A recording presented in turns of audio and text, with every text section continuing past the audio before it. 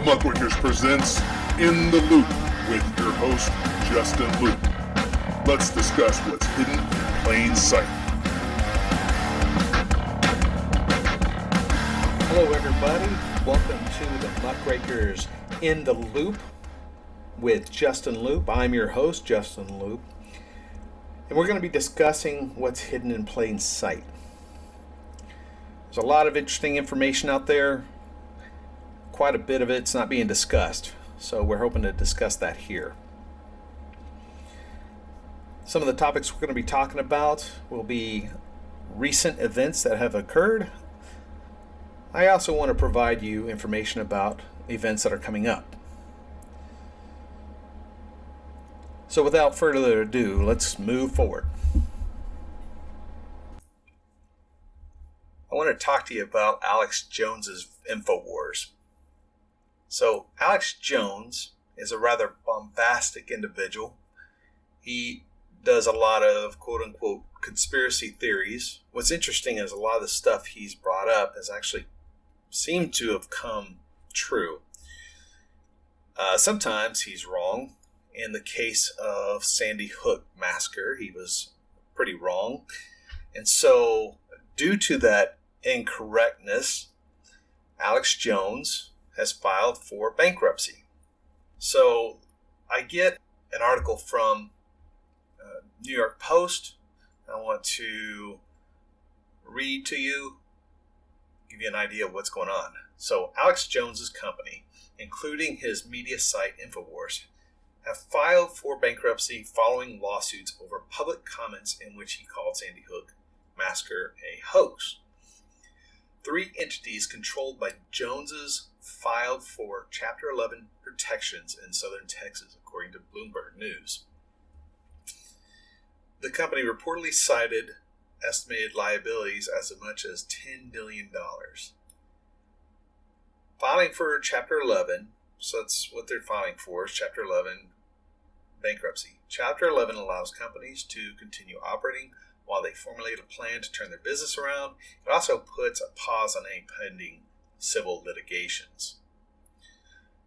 So, with Alex Jones saying that Sandy Hook was a hoax, that in itself is the freedom of speech. There's no argument there. We have the First Amendment. First Amendment says you have the right to say pretty much anything you want. Now, with that being said, there is the court of public opinion. And if in that case, if somebody says something we don't like, generally we dismiss it and we just stop listening to the person, right? Well, in this case, we have a situation where relatives of some of the 20 children and 6 educators killed in the 2012 Newtown, Connecticut massacre sued Jones for defamation. Essentially what they're saying is they've been subjected to harassment and death threats. So what's interesting is, in this situation, you have Alex Jones, who has the freedom of speech, who said what he said, and now you got followers of his taking action against some of the folks who were directly and indirectly affected by the Sandy Hook massacre. So who's really at fault? Is it Alex Jones who's at fault because he said something that a lot of people don't like? Or is it the actual people that took it to the next level, the followers of Alex Jones? The way this looks to me is Alex Jones is seen by some as a far-right person. And so our general legacy media opinion is that Alex Jones is somebody who needs to get taken out. And so what happens is far-left media, which is the legacy media, will take out this person. For one, it's their competition. For two, it goes against their narrative. And there's a couple other things we could talk about, but ultimately that's what it boils down to. So, love him or hate him or anything in between, do you think Alex Jones deserves what he's getting? Is he ultimately responsible for families of or the relatives of the 20 children and 6 educated? Do you think he is responsible for their harassment and death threats? Or do you think it's actually the people that are doing the death threats? To me, I think I would hold the actual individuals responsible for their own actions. And so how is Alex Jones' actions being held account for? Well, even though he may say something, if I disagree, especially Sandy Hook is a very bad situation. I mean, it was a massacre. So if somebody like Alex Jones says it didn't happen, I would most likely just stop listening. I may listen to Alex Jones once in a while and hear what he has to say, but after saying Sandy Hook was a hoax, I would probably stop listening to him altogether.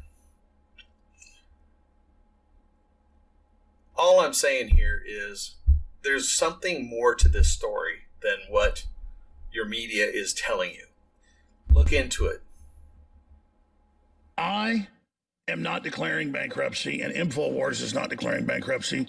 It's a Chapter 11 reorganization in the federal courts, so you can go and show them their books. They can come in and look at your books and know that we don't have $16 million in a secret bank account, or $5 million, or $3 million, and know that what has been claimed by the Texas courts that are very political and the Connecticut court is not correct and is not true.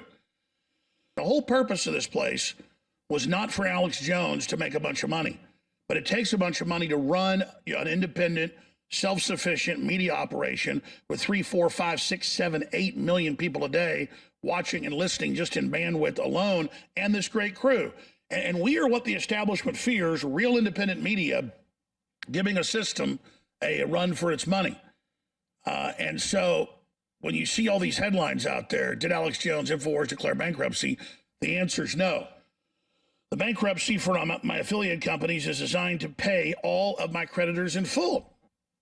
Alex Jones, yours truly, gave up all rights to his membership interest in the debtor's bankruptcy to a trust created to hold that interest and backstop payments and claims. Number 4, I'm confident the federal system has the tools and experience to fairly deal with the resolution of these claims. Now, here's what's important. Again, the corporate media and these individuals know that we don't have all this money. The plan is to try to get judgments that are giant and large that can't be paid so they can close our doors here and try to keep me from being on the air elsewhere, which they're not going to be able to do. In fact, if anything, it makes me work harder and value the First Amendment even more. The judge has given in the Texas case and the Connecticut case whatever these lawyers want, same lawyers that bankrupted Remington into serious problems, have filed for one of 3 trials they have coming up starting next month, actually late this month, that we not be able to talk at the trial. So I'm already found guilty. Did juries ever think that they would go and then someone's guilty, you're told, and now you decide how guilty? That would be a judge usually. A jury would decide, and the judge would have some oversight on how guilty. And it actually says in here, cannot mention the First Amendment. Cannot defend yourself. It actually says it in here. This is a big story, and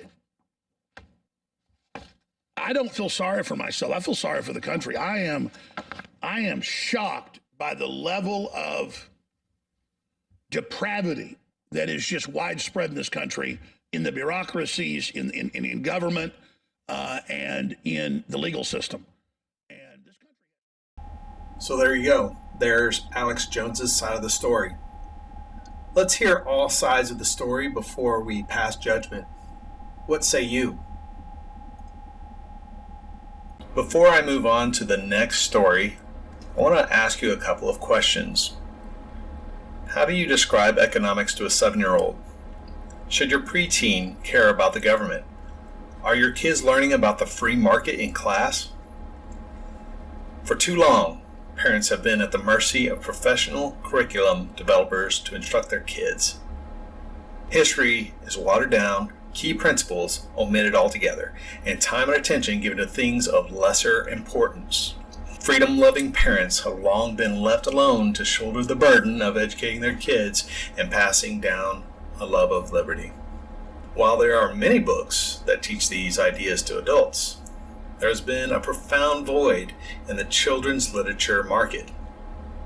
The Tuttle Twins series closes that gap, helping parents convey the principles of freedom to their kids in a fun way.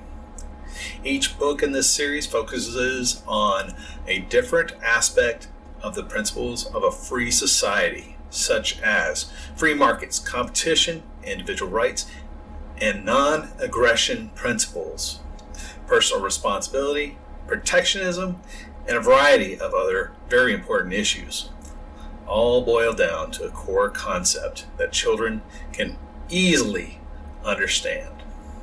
Take a look at TuttleTwins.com, and for further discounts and promotions, look at TuttleTwins.com/REF/muckraker. That's TuttleTwins.com/REF, Romeo Echo Foxtrot /muckraker, and that is singular. All right, so let's get on to our next story. Our next story involves Montgomery County Commissioner's Court. Montgomery County is the county just north of Harris County. Harris County is the county that houses Houston, Texas. Montgomery County's largest city is Conroe. Conroe was at one point in time one of the fastest growing cities in all of the United States. So what happened is the Montgomery County Commissioner Board decided that they were going to remove a county treasurer, which is an elected position. They were going to remove the county treasurer and replace the county treasurer with a payroll department. What's interesting is that the treasurer is actually an elected position.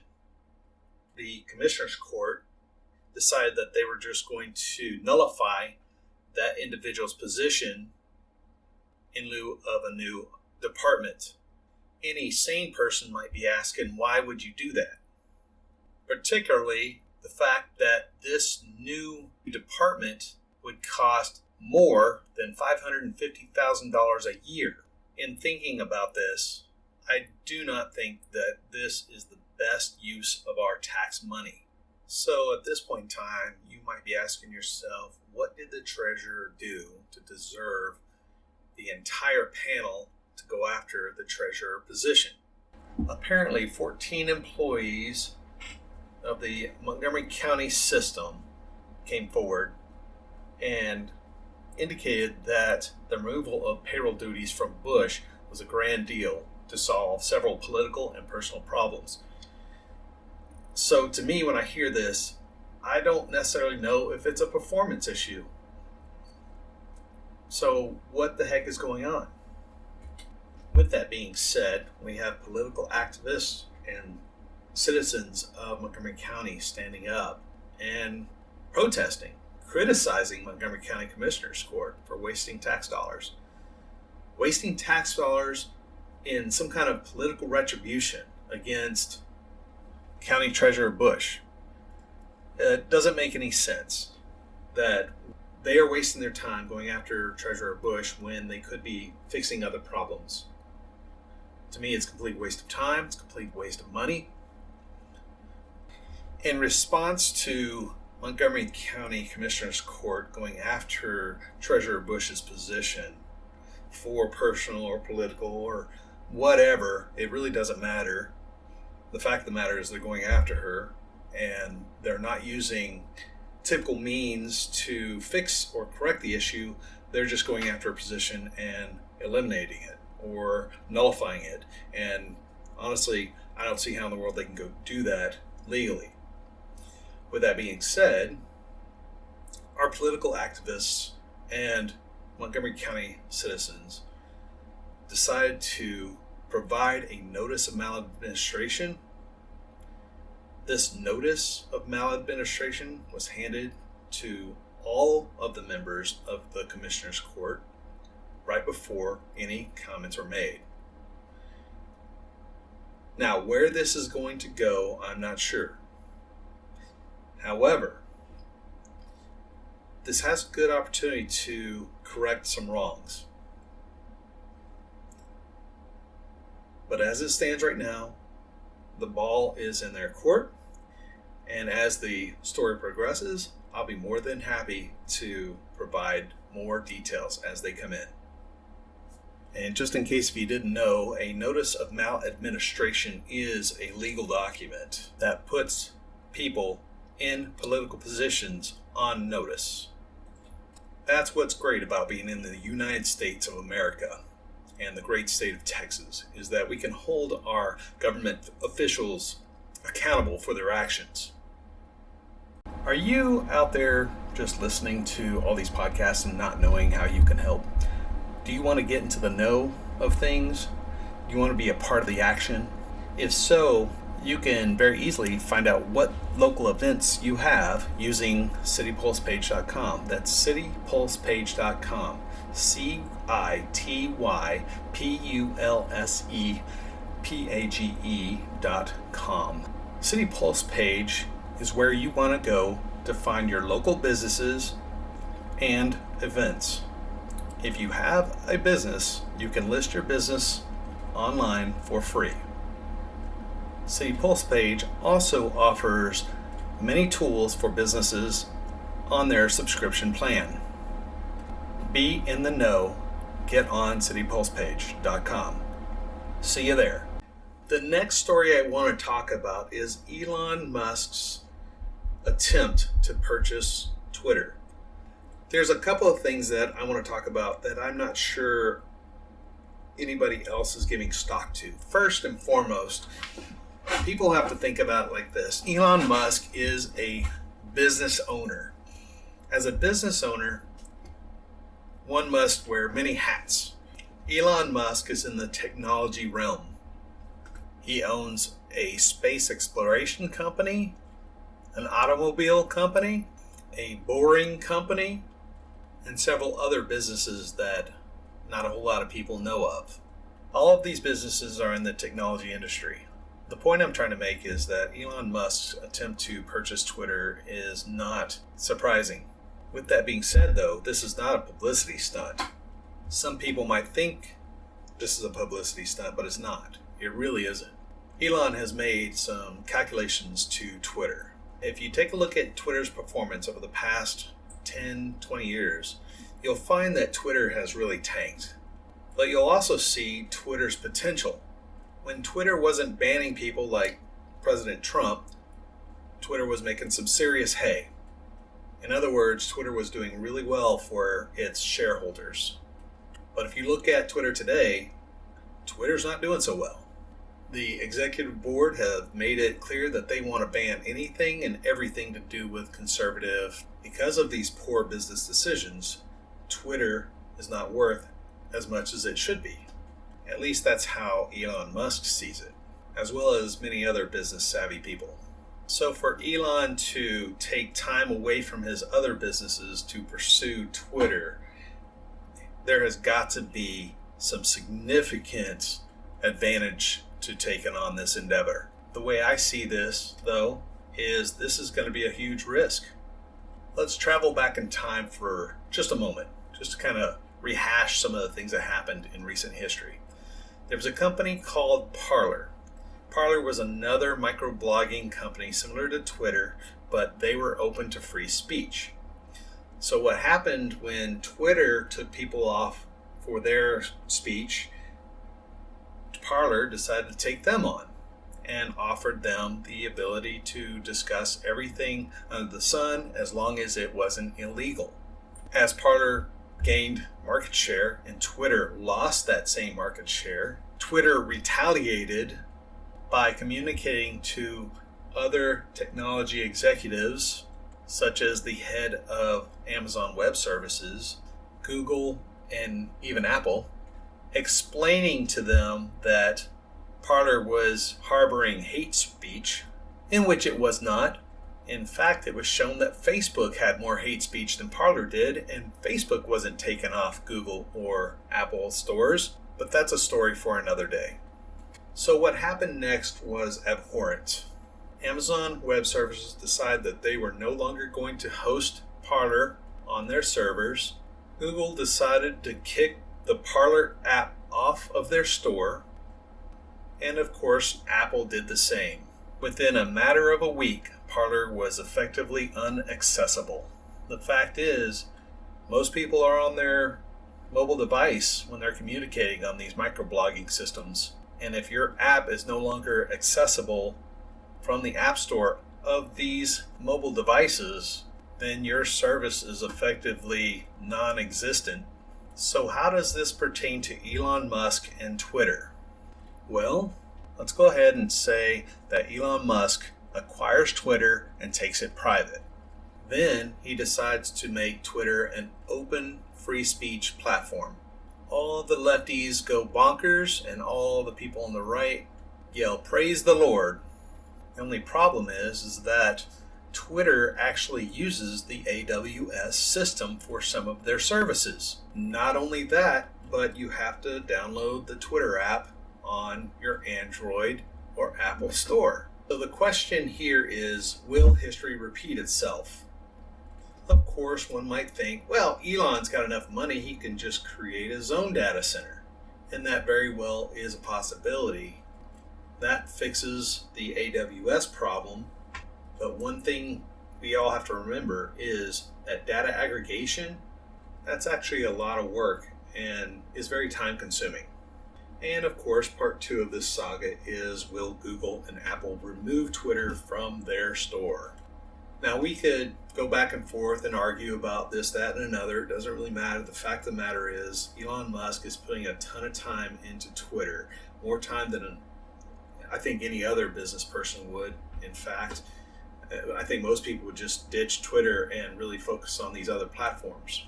But Elon Musk believes in Twitter and believes that Twitter can be a huge success, despite their political ideologies.